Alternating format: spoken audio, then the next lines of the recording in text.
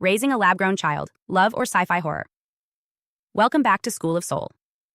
I'm Adeline Atlas, 11 times published author, and today we're moving past the science of artificial birth into something far more personal: what happens after. If a human is conceived in a lab, gestated in an artificial womb, and delivered without ever touching a real mother's body, what does it actually mean to raise that child? Is parenting any different? Will bonding feel the same? Will that child grow up with the same emotional foundation as one born through natural means? This isn't just about ethics anymore. It's about the lived reality of parenting a child that came into the world through a process that no generation before us has ever experienced. And the answer, like everything in this series, is layered. Let's begin by imagining the child.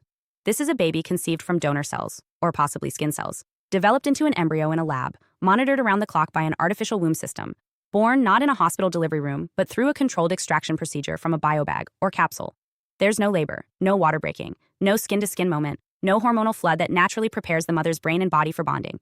Instead, the child is lifted from a sterile chamber, clean, monitored, safe, but not touched by the mother who carried them, because there wasn't one. And while the technology may ensure survival, growth, and genetic precision, it doesn't automatically guarantee emotional safety. We know from decades of developmental research that infants rely on early sensory cues to establish attachment: smell, warmth, heartbeat, rhythm, sound. These are the signals that orient them in the world and help regulate their nervous systems. When those signals are absent or delayed, early development can shift. So what happens when those first months of gestation occur without any maternal body at all? Parents will do their best. Love is not limited by biology, but we must be honest about what's been removed. The womb is not just a container, it's a resonant field, a tuning fork that harmonizes the child with the mother's frequency, with her emotions, her speech, her heartbeat. That resonance is how the baby begins to understand connection. If that field is replaced by mechanical sensors and digital readouts, how do we rebuild that sense of safety? Now consider the bonding process after birth. Without the physiological changes of pregnancy, will a parent bond as quickly? Will a father who commissions a pod-grown child feel different than one who supported a pregnancy?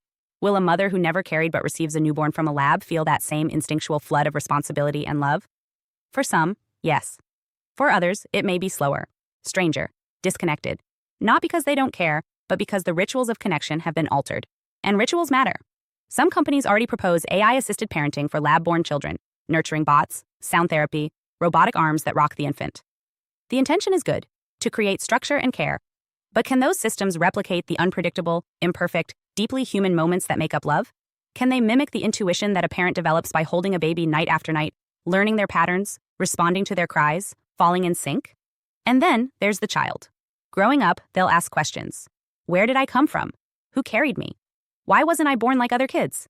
These are not just medical answers, they're identity questions. And they deserve more than science. They deserve meaning. How we talk about origin will shape how that child sees themselves. Were they engineered? Were they assembled? Or were they wanted, chosen, and brought into the world with purpose? The language we use matters. A child who hears "you were made in a lab" may carry shame or confusion unless that story is reframed with care. It's not enough to say "you're just like everyone else," because they'll know they're not. The goal isn't to erase difference. It's to honor it with truth, with presence, and with emotional grounding. Children don't need to be told they're normal. They need to be told they are loved, that their life has meaning, and that how they arrived doesn't limit who they are. And here's another layer. What happens when lab-grown children become more common? Will they face social bias? Will naturally born children treat them differently? Could this become a new form of division between those born from bodies and those born from machines? The answer will depend on how we, as a society, choose to treat origin stories. If we treat lab-born children as experiments, that's what they'll become. If we treat them as full souls, they'll rise into that wholeness. But to do that, we must create space for emotional and spiritual parenting, not just technical support. This means developing new rituals of welcome, new bonding practices, new family narratives. It means honoring the child's arrival not as a product, but as a presence. Not as a test case, but as a soul. Because no matter how sterile the womb, the child is still sacred. The question is not whether they can be raised. They can. The question is, can we hold them with the depth and intentionality that matches the complexity of their beginning? And if we can't, we shouldn't move forward. Because children are not the place where we test our capacity for innovation. They are the place where we express our capacity for love. And that love must be bigger than the technology that delivered them. It must stretch to meet them fully, tenderly, and truthfully, no matter how they arrived. Because the journey of parenting doesn't begin with conception. It begins with presence. And presence can't be outsourced. Hi, I am Adeline Atlas, 11 times published author, and SoS, School of Soul has a brand new series, the AI and Future Technology series. Look, you know the world is changing, And no, it's not going back to normal. Normal is over, and what's coming next is beyond anything we were prepared for. The School of Soul, AI and Future Technology series includes 319 videos on 1. The Download Society, How Data Has Replaced Destiny. 2. Predictive Future.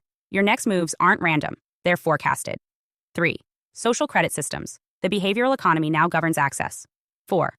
Hive Mind. Synthetic telepathy and collective algorithmic control. 5.